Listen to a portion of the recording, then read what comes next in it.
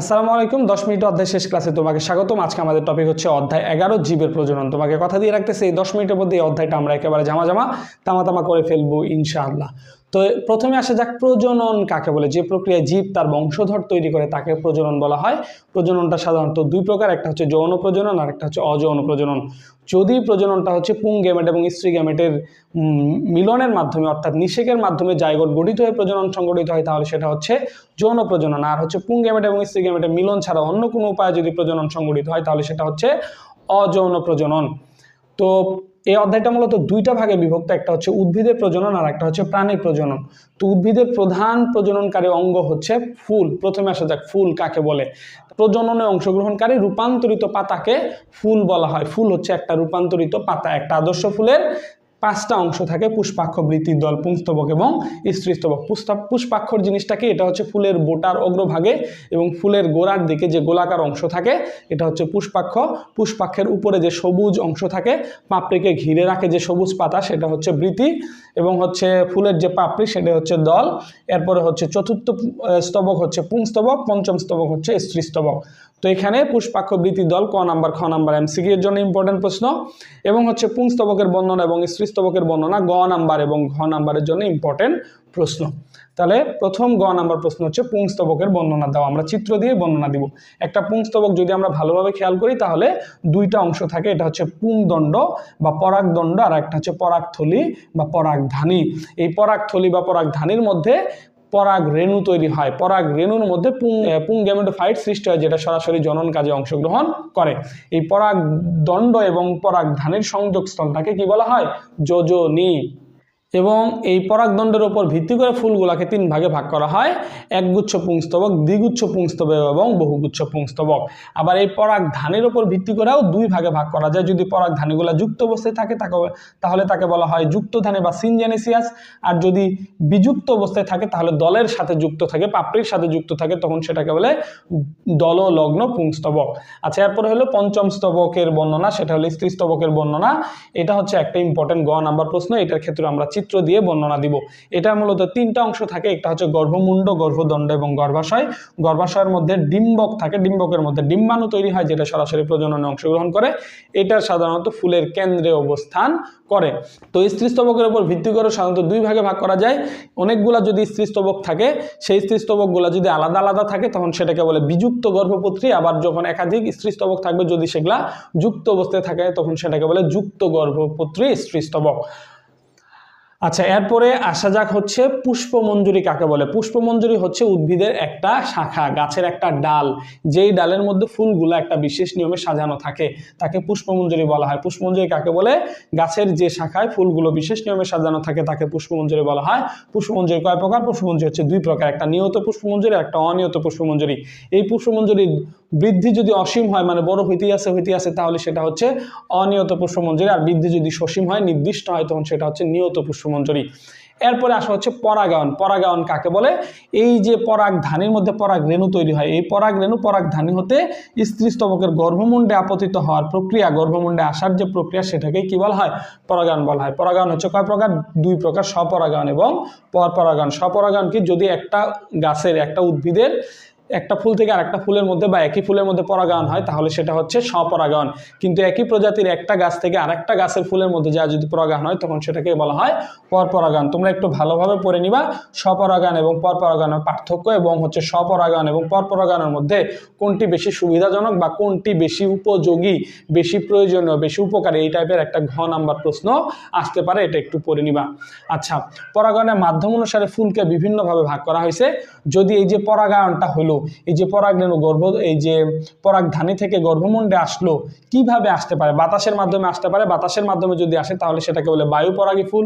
পানির মাধ্যমে আসলে পানি পরাগী ফুল, প্রাণীর মাধ্যমে আসলে প্রাণী পরাগী ফুল এবং পতঙ্গের মাধ্যমে আসলে পতঙ্গ পরাগী ফুল। আচ্ছা, এরপরে এই অধ্যায়ের মোস্ট ইম্পর্টেন্ট গ নাম্বার এবং ঘ নাম্বার প্রশ্ন। মোস্ট ইম্পর্টেন্ট গ নাম্বার প্রশ্ন, একটা হচ্ছে পুং গ্যামেটোফাইটের উৎপত্তির বর্ণনা দাও, আর একটা হচ্ছে স্ত্রী গ্যামেটোফাইটের উৎপত্তির বর্ণনা দাও। পুং গ্যামেটোফাইটের উৎপত্তি, এখানে একটা এই যে পরাগ রেণুর একটা চিত্র আমি আঁকছি, এই চিত্রটা একটু আঁকতে হবে, চিত্র 8 করে বর্ণনা দিতে হবে। তো পরাগ রেণুর ভিতরে সাধারণত দুইটা নিউক্লিয়াস থাকে, একটা নিউক্লিয়াস অপেক্ষাকৃত ছোট, এটা হলো জনন কাজে অংশগ্রহণ করে, এর জন্য এটাকে বলে জনন নিউক্লিয়াস বা জেনারেটিভ সেল। আর একটা অপেক্ষাকৃত বড় যে নিউক্লিয়াস আছে এটা হচ্ছে নালী নিউক্লিয়াস, এটা হচ্ছে নালী তৈরি করে, এই জন্য এটাকে নালী নিউক্লিয়াস বলে বা টিউব সেল বলা হয়। যখনই পরাগায়ন হইলো, তার মানে যে পরাগ রেণুটা এই গর্ভমুণ্ডে আপতিত হইলো, তখনই মূলত এই টিউব সেলটা কি করে, এখানে এই যেখানে এসে একটা নালী তৈরি করে, এই পথ দিয়ে একটা নালী তৈরি হয় এবং হচ্ছে এই পথ দিয়ে তখন এই জনন নিউক্লিয়াসটা যায় এবং যাওয়ার পথে এই জনন নিউক্লিয়াসটা মাইটোসিস বিভাজনের মাধ্যমে একটা কোষ থেকে দুইটা কোষে পরিণত হয়, দুইটা পুং গ্যামেটের সৃষ্টি করে। এভাবে হচ্ছে পুং গ্যামেটোফাইটের উৎপত্তি সম্পূর্ণ হয়। এরপর হচ্ছে স্ত্রী গ্যামেটোফাইটের উৎপত্তি। এর জন্য এই যে পর্যায়ক্রমিক যে চিত্রগুলো আছে এই চিত্রগুলো একটু প্র্যাকটিস করতে হবে, এই চিত্রগুলো দিয়ে বর্ণনা দিতে হবে। তো প্রথমে যে এই যে এটা মূলত তৈরি হচ্ছে হলে এই ডিম্বকের মাঝখানে, এটা হলো স্ত্রীস্তবক, এখানে গর্ভাশয়, গর্ভাশয়ের মধ্যে ডিম্বক, ডিম্বকের মধ্যে এই প্রক্রিয়াটা হয়। যে কোনো একটা কোষের মধ্যে মিওসিস বিভাজন হলে 4টা কোষ তৈরি হয়, 3টা কোষ মরে যায়, একটা সজীব কোষ থাকে। এই সজীব কোষটার মধ্যে পর্যায়ক্রমে মাইটোসিস বিভাজন হলে একটা কোষ থেকে 2টা কোষ হয়, আবার মাইটোসিস হয়, 2টা থেকে তখন 4টা হয়, আবার মাইটোসিস হয়, পর্যায়ক্রমে 3বার মাইটোসিস হলে 4টা 8টা কোষের সৃষ্টি হয়। 2টা কোষ মাঝখানে চলে আসে এবং এই 2টা কোষ একত্রিত হয়ে সেকেন্ডারি নিউক্লিয়াস গঠন করে। এবং হচ্ছে এই যে এখানে ডিম্বাণু তৈরি হয়, ডিম্বাণু দুই পাশে 2টা সহকারী কোষ থাকে, এই যে 2টা সহকারী কোষ এবং ডিম্বাণু এই 3টা কোষকে একত্রে গর্ভযন্ত্র বলা হয়। এই গর্ভযন্ত্রের অপোজিট পাশে যে 3টা কোষ আছে এদেরকে বলা হয় প্রতিবাদ কোষ। এই যে ডিম্বাণু তৈরি হয়েছে তার মানে স্ত্রী গ্যামেটোফাইটের উৎপত্তি সম্পূর্ণ হলো। আচ্ছা, এরপরে আসা যাক হলো নিষেক। এই যে এখানে কি তৈরি হলো, এখানে হলো পুং গ্যামেট তৈরি হলো, এখানে ডিম্বাণু তৈরি হলো এবং পুং গ্যামেট এবং ডিম্বাণু, এই যে পুং গ্যামেট এবং স্ত্রী গ্যামেট দুটো একত্রিত হয়ে জাইগোট গঠিত হবে, এটি হচ্ছে নিষেক। এরপর হচ্ছে উদ্ভিদ প্রজননের মূল মানে সর্বশেষ কঠিন একটা টপিক, সেটা হচ্ছে নতুন স্পোরোফাইট কিভাবে গঠিত হয়। এই যে ডিম্বাণু আছে এখানে হচ্ছে এই যে এখানে যে পুং গ্যামেট যেটা আছে এটা এই দিক দিয়ে এই যে পুং গ্যামেট আসলো, 2টা পুং গ্যামেট আসলো, আসার পরে হচ্ছে একটা পুং গ্যামেট এই ডিম্বাণুর সাথে একত্রিত হয়ে জাইগোট গঠন করে, আর একটা পুং গ্যামেট এই যে সেকেন্ডারি নিউক্লিয়াসের সাথে একত্রিত হয়ে ট্রিপ্লয়েড কোষ গঠন করে। তো এখানে যে জাইগোট গঠিত হয়েছে আমি এটাই এখানে একটু দেখাই। এই যে এখানে জাইগোট গঠিত হয়েছে, তো এই জাইগোট যেটা হয়েছে এটার মধ্যে মাইটোসিস বিভাজন হবে অনুপ্রস্থ বরাবর, এই যে একটা কোষ থেকে 2টা কোষ হয়ে যাবে এবং হচ্ছে এই ডিম্বক রন্ধ্রের দিকে এইদিকে নিচের দিকে যে কোষটা থাকে এটাকে বলা হচ্ছে ভিত্তি কোষ, এটা হচ্ছে ভিত্তি কোষ আর এটা হচ্ছে অ্যাপিক্যাল কোষ। এই অ্যাপিক্যাল কোষটা দ্বারা ভ্রূণ তৈরি হবে, বীজের ভ্রূণ তৈরি হবে এবং হচ্ছে এই ভিত্তি কোষ দ্বারা ভ্রূণের ধারক তৈরি হবে এবং পুরা এই ডিম্বক যেটা আছে এটা এক সময় বীজে রূপান্তরিত হবে, এই বীজ থেকে অঙ্কুরিত হয়ে নতুন আর একটা স্পোরোফাইট গঠিত হবে। এই হচ্ছে নতুন উদ্ভিদ কিভাবে সৃষ্টি হয়। তার মানে হচ্ছে নিষেকের পরে যে ডিম্বকটা যে বীজে পরিণত হবে, এই বীজ থেকে যে নতুন আর একটা উদ্ভিদ আসবে, এটাই হচ্ছে নতুন স্পোরোফাইট গঠন। আচ্ছা, এরপরে আসো ফল কি জিনিস। তাহলে এই যে স্ত্রীস্তবকের 3টা অংশ গর্ভমুণ্ড, গর্ভদণ্ড এবং গর্ভাশয়, এই অংশটা কি, এই পুরো অংশটা হচ্ছে গর্ভাশয়। নিষেকের পরে যদি এই পুরো অংশটা ফলে পরিণত হয় তাহলে সেটাকে বলে, শুধু গর্ভাশয় যদি ফলে পরিণত হয় তাহলে সেটাকে বলে প্রকৃত ফল। আর এই গর্ভাশয় ছাড়া এখানে আর যা যা আছে পাপড়ি টাপড়ি যা আছে সব কিছু মিলে যদি ফলে পরিণত হয় তাহলে সেটাকে বলে অপ্রকৃত ফল। তাহলে শুধু গর্ভাশয় ফলে পরিণত হলে প্রকৃত ফল, আর গর্ভাশয় সহ ফুলের অন্যান্য অংশ মিলে ফলে পরিণত হলে সেটা হচ্ছে অপ্রকৃত ফল। তো প্রাণীর প্রজননে যাওয়ার পূর্বে তোমাদের একটা কথা বলবো, এই সহজ বায়োলজি বইটা এখন পর্যন্ত তোমরা যারা সংগ্রহ করোনি দ্রুত সংগ্রহ করতে পারো। যারা অল্প সময়ের মধ্যে পড়াশোনা করে দ্রুত A+ পেতে চাও, 100-তে 100 পেতে চাও, 95, 98, 99 পেতে চাও, তাদের জন্য অসাধারণ ভূমিকা পালন করবে এই সহজ বায়োলজি। এই বইটার মধ্যে প্রত্যেকটা প্রশ্নের সাজানো গুছানো উত্তর দেওয়া আছে এবং প্রত্যেকটা ক নাম্বার, খ নাম্বার, গ নাম্বার, ঘ নাম্বার প্রশ্ন সাজিয়ে গুছিয়ে সুন্দর সহজ সরল চিত্রের মাধ্যমে উপস্থাপন করা হয়েছে, যেটা তোমাকে A+ পেতে যথেষ্ট সাহায্য করবে। আর একটা টপ সিক্রেট হচ্ছে, প্রশ্ন যেভাবেই হোক এই ছোট্ট বইটা থেকে প্রত্যেকটা বোর্ড কোশ্চেন তুমি কমন পাবা ইনশাআল্লাহ। এবং হচ্ছে রকমারি.com, wafilife.com থেকে বইটা ঘরে বসে অর্ডার করতে পারো অথবা আমাকে হোয়াটসঅ্যাপেও মেসেজ দিতে পারো, আমার মাধ্যমে বইটা নিতে পারো। আচ্ছা, এরপর হচ্ছে মানব প্রজননে হরমোনের ভূমিকা, প্রাণীর প্রজনন যেটা। তো মানব প্রজননে হরমোনের ভূমিকা, এটা একটু বই থেকে রিডিং পড়ে নিবা, আশা করি এটা রিডিং পড়লে বুঝবা।